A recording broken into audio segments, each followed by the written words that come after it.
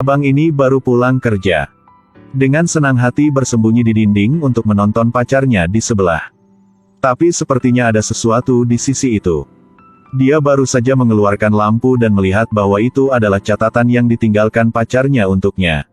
Di kertas itu tertulis jam 10, kamu harus tetap di rumah dan jangan kemana-mana. Melihat catatan ini, sepertinya ada kejutan. Etsuro mandi cepat. Juga menyebarkan selimut dan bantal menunggu Ryo datang. Tepat jam 10 tiba-tiba ada ketukan di pintu sebelah. Sepertinya Ryo sudah pulang. Dia sangat penasaran dan bersemangat melihat melalui lubang untuk melihat apa kejutannya. Selembar kertas itu dikeluarkan. Apa yang dia lihat bukanlah kejutan tapi kepanikan. Ketika melihat hati-hati. Bukankah ini Nobita yang suka membantu kucing-kucing liar di lantai bawah? Ryo mengambil pisau kertas dan hendak bertindak. Etsuro menyuruhnya berhenti. Dia tiba-tiba teringat kata-kata Ryo. Dia hanya membunuh yang bersalah. Siapa yang sebaik Nobita? Mengapa membunuhnya? Ryo tidak menjelaskan, hanya mengatakan dia harus melihat baik-baik. Setelah mengatakan itu, dia segera mengirim Nobita ke dunia lain. Setelah itu, dia tersenyum-senyum aneh. Dia menemukan pacar ini tidak tahu perbedaan antara baik dan buruk. Dalam hatinya dia tidak bisa mengerti. Dia memutuskan untuk pergi menanyakan kejelasannya. Tapi ketika dia memasuki kamarnya, dia melihat sekelompok orang berpakaian hitam, sedang membersihkan sisa-sisa. Dia tidak dapat menemukannya dimanapun. Etsuro segera bertanya, bos. Ryo di mana? Mengapa dia membunuh Nobita? Gadis ini menghormatinya karena menjadi pacar seorang pembunuh Ryo. Setuju untuk mengatakan yang sebenarnya padanya. Lalu bawa dia ke kamar Nobita.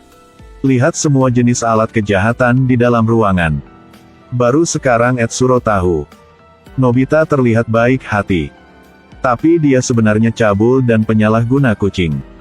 Memang benar bahwa tidak dapat mengetahui apa yang ada di dalam dengan melihat tidaan di luar.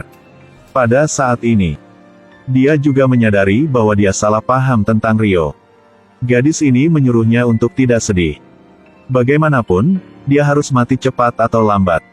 Karena Ryo selain membunuh orang, dia tidak akan berteman dengan siapapun. Belum pernah ada pengecualian.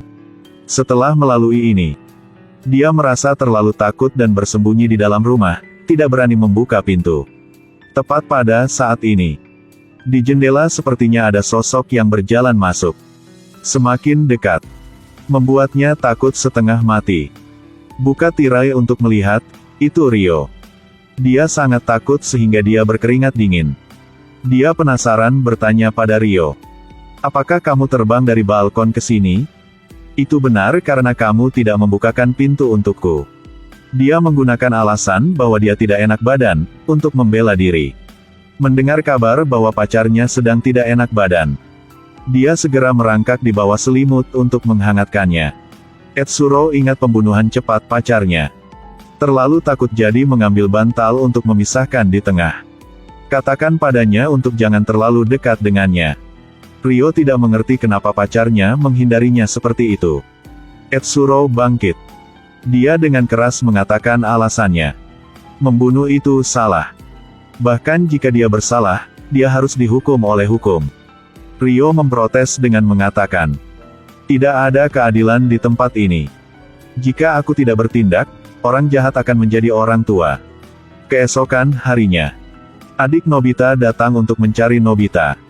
Etsuro tidak tahu bagaimana menjawabnya. Karena kakaknya sudah meninggal.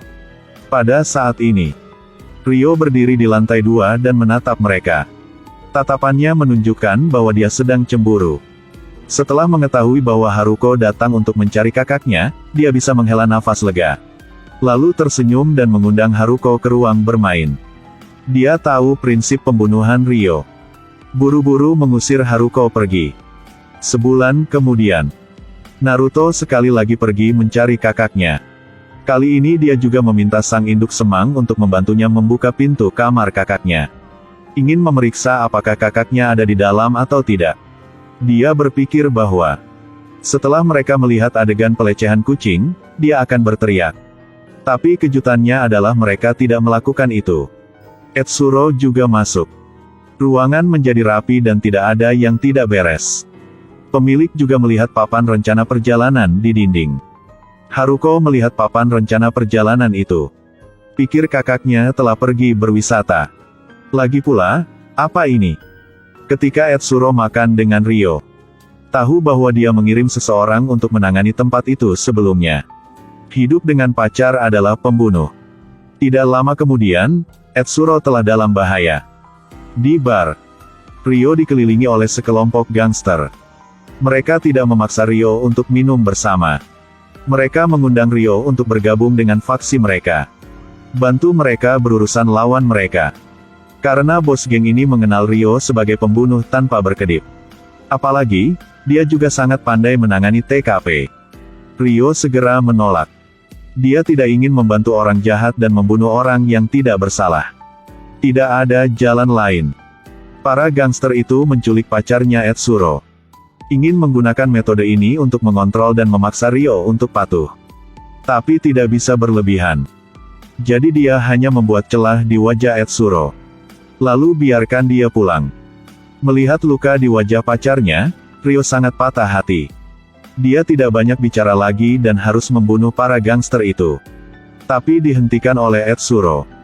Dia mencoba menasihati pacarnya untuk jangan membunuh lagi. Jika Ryo tidak membunuh lagi, dia layak bahkan jika dia mati. Aku benar-benar sangat mencintai kamu. Tidak apa-apa jika aku mati. Dia tersentuh oleh cinta Etsuro. Jadi untuk sementara setuju dengannya. Tapi serigala tidak pernah menuruti domba.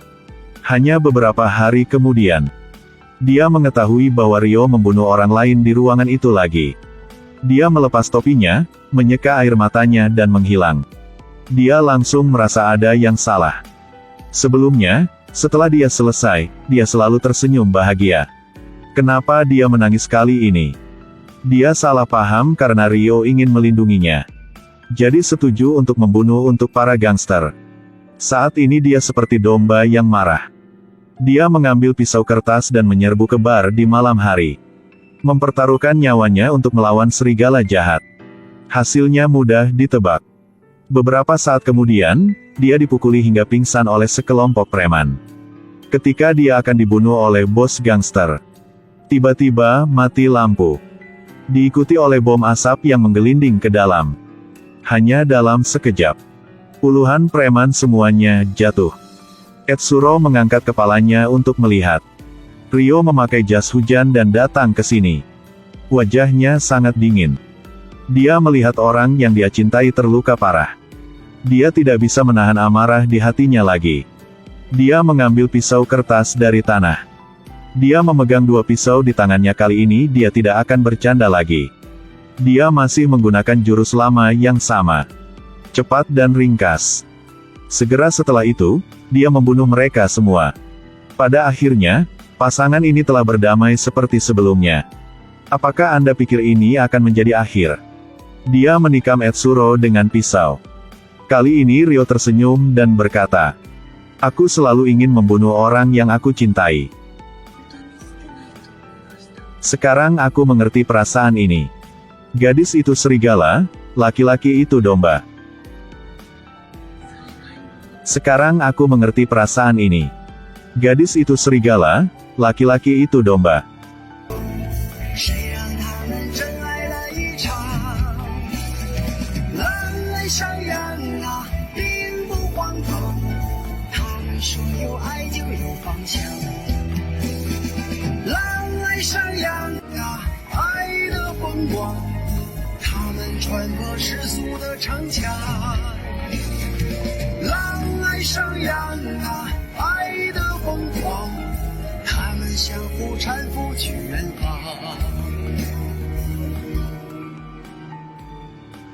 Jadi pertanyaannya adalah, kalau punya pacar sama gitu, apakah Anda seperti saya, akan memasang dua roket untuk melarikan diri darinya?